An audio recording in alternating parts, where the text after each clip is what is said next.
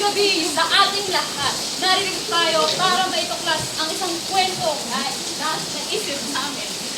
Alam natin lahat ang lumang na kwento na si Shadrach, Meshach at Abednego. Pero hindi ito direct adaptation mga churchmates. Ito po'y isang application ng mga lessons na nalaman namin sa tatlong magkakaibigan na ito. Kaya, simulan na natin ang ating senaryo. Meron po sa isang simbahan, may tatlong magkakaibigan. Isang araw, merong naging kaganapan. Ang tawag dito ay worship team audition.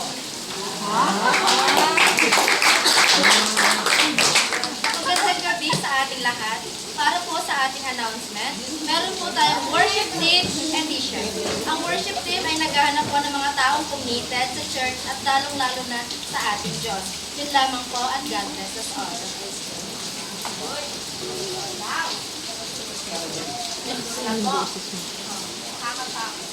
Ha?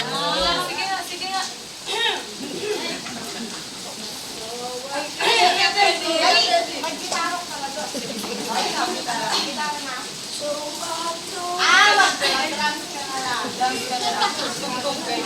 Ako, wait lang.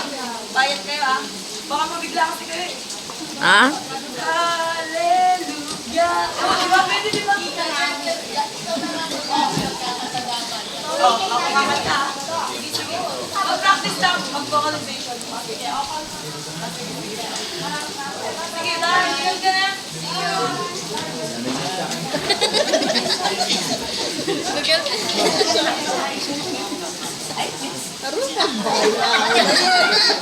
Gala ng pan.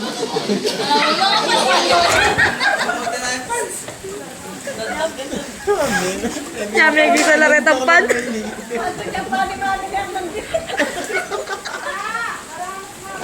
Ay, tinapi, mangangka.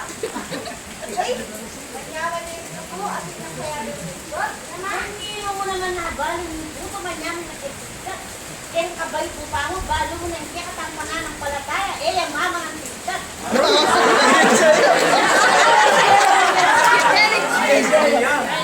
mo yung kaya katang pananampalataya. Eh, ako masaya yung kaya katang isang ban. Kaya ka masamping yung hiling mong taking banwa. Uling na tinakro.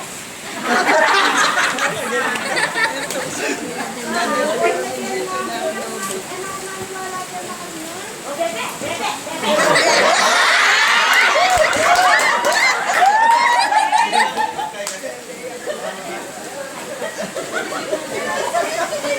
Ang gagawa ng bebe. Sabi ka na sense na magkasalita na.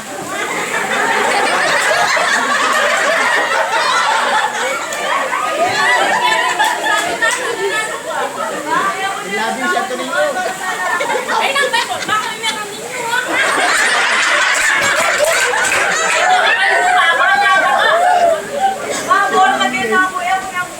Ano naman yung liban-liban mo ngayon, misis? Okay, inganak mo, ha?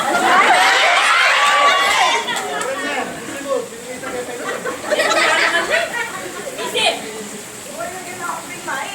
Balak yan? Balak yan.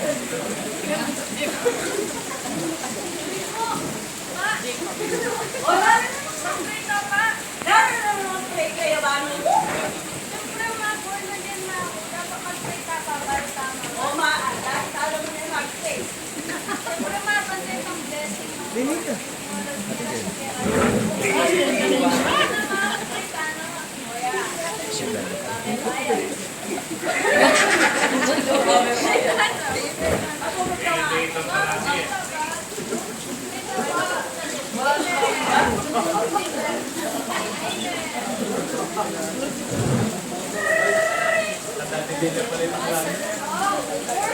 Oh, kamusta na po, girl? Ay, bali mo ko. Bakit, girl?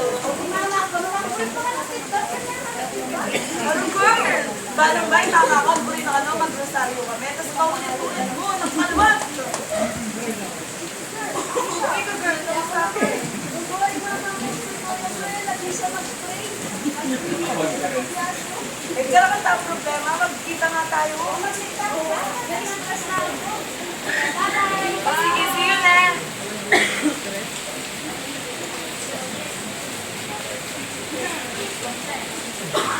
Kamusta na, girl? Sa talo ka mama ako. Titad na ako. Talo mo na. Bago girl, mutata lagi ako. Encourage tayo. Oo, sige. Hindi naman ni Pastor. Kaya naabot na.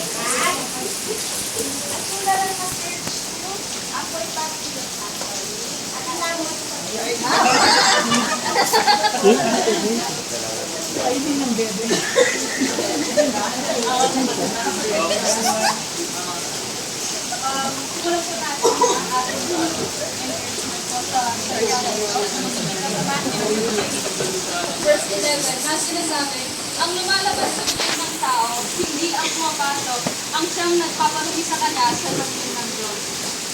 Alam ko po na meron po tayo pinagsasalaan. Pero sa tutuusin naman po, walang halaga ang ating mga ginagawa kung hindi natin may babago ang ating puso. At hindi natin magagawa mabago ang ating puso kung hindi natin kasama ang Diyos. Kaya sige po, sana po na namin. Amen! Oh, sino na? Kaya kami naman, kaya kami naman tayo.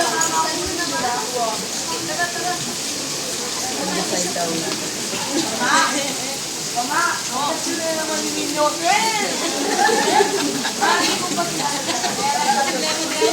Hi, guys! Ay, hindi ang pastor.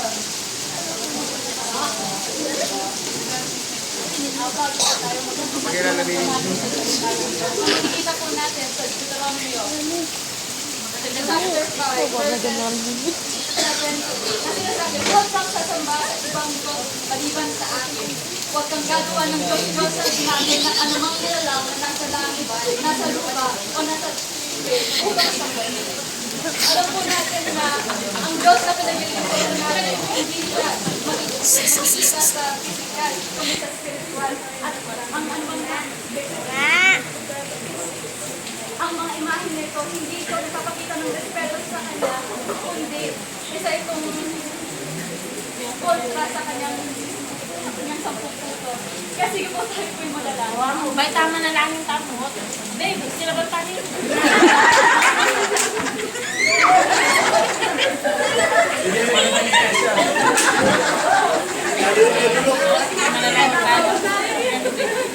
Dapat may tanggapan din pa ninyo. Pero kaya kami naman.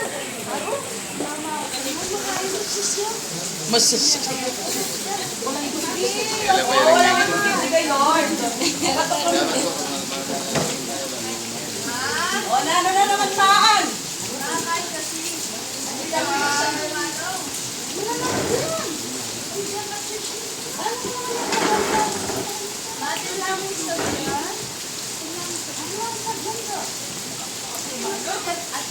Atin lang pagkalala ka. O sige, sagi mo na. Eh, yung pangalan mo. Bibling mo lang. Kamusta ka dyan? Ayos naman. Sabi ko, marami po nangyayari sa buhay ngayon na may isip mo na nasaan nga ba ang Diyos na bakit nagkaganito ang buhay. Pero isa lamang po ang may sasabi ko sa inyo na ang Diyos natin ay minamahal niya tayong tunay. Sabi nga niya, You cannot go in the middle. sapagkat na lamang ang pag-ibig sa isang kanuluhan, kaya't binigay na ang kanyang kaisa-isang anak upang ang sinumang sumampalataya sa kanya ay hindi mapahama, kundi magkaroon ng buhay na walang hangganan. Kahit yun lamang po ang mapaniwalaan mo na ang Diyos natin ay mahal tayo sa isang in ways that we cannot imagine po.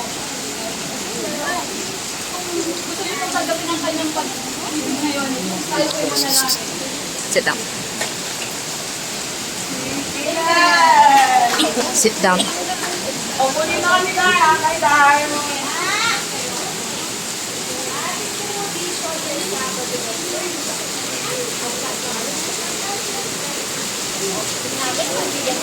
O sige.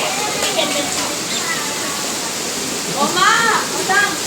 Yan sabi ko, kasi kami pag-ibig. Lord, maganda ako. Bakit sa akin? Ako dapat i-Lord yung sabihin sa akin.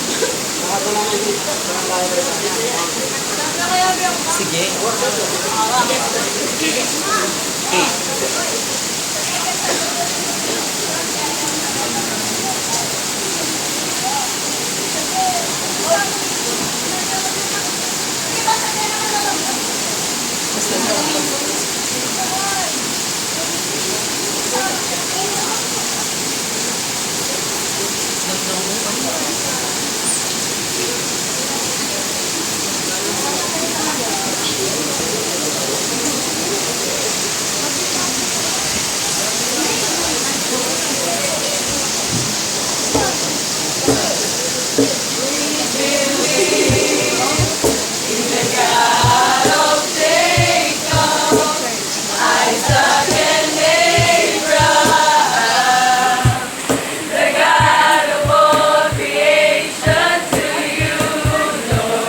Is